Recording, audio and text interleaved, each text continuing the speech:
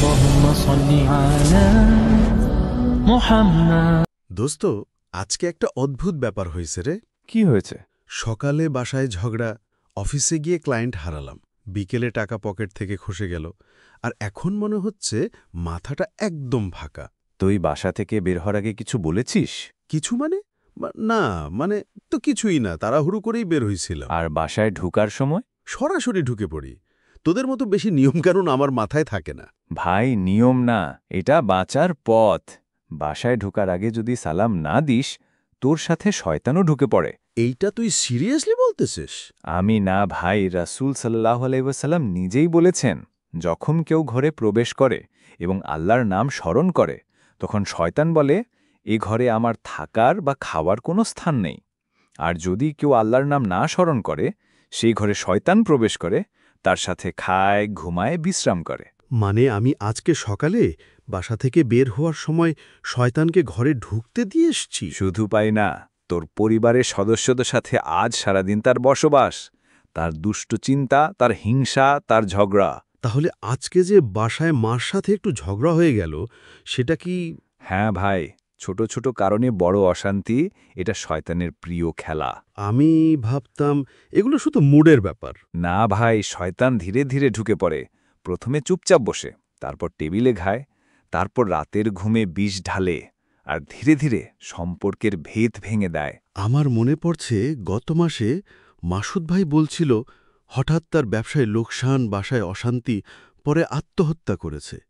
এখন বুঝছি সমস্যা হয়তো অন্যখানে ছিল। অনেক সময় আমরা চিকিৎসা খুঁজি শরীরের, কিন্তু রোগটা হয় আত্মার। তাহলে সমাধান কি? খুবই সহজ।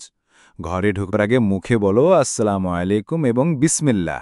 শয়তান দরজা দাঁড়িয়ে থেকে বলবে, এ ঘরে ঢোকার জায়গা নেই এবং খাবারও নেই। আমি ভাবতাম সালাম শুধু সামাজিক ব্যাপার, ভদ্রতা। না ভাই, সালাম মানে দুয়া, সালাম মানে শান্তি ডেকে আনা, আর আল্লাহর নাম মানে আত্মিক দুর্গ তৈরি করা। তাহলে যারা এই অভ্যাস করে না?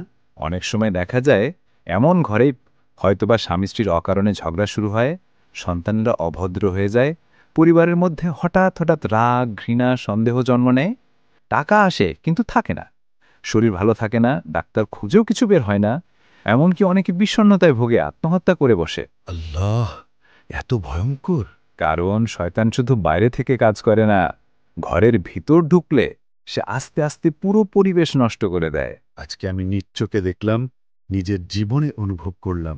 আল্লাহ আমাদের সহজ উপায় দিয়েছেন, একটি মাত্র কথা, সালাম আর একবার বিসমিল্লাহ, এতেই ঘর হয় শয়তান মুক্ত। আজ থেকে প্রতিবার ঘরে ঢোকার আগে আমি নিজে বলবো এবং পরিবারকেও বলাবো। ইনশাআল্লাহ, দেখবি ধীরে ধীরে তোর জীবনে শান্তি ফিরে আসবে, ব্যর্থতা সরে যাবে। এবং আমি নিজেই হব সালামের বাহক। সালাম দিয়ে শুরু, সালাম দিয়ে সম্পর্ক গড়া। আলহামদুলিল্লাহ। শয়তান পছন্দ করে নীরবতা আর দুনিয়ার ব্যস্ততা, আর মুমিন জয় করে আল্লাহর নামের আলো দিয়ে।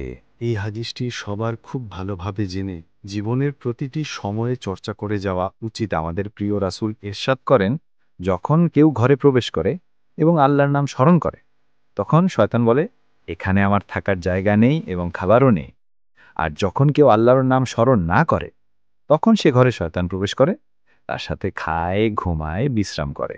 সহিহ মুসলিম, হাদিস নম্বর 2018।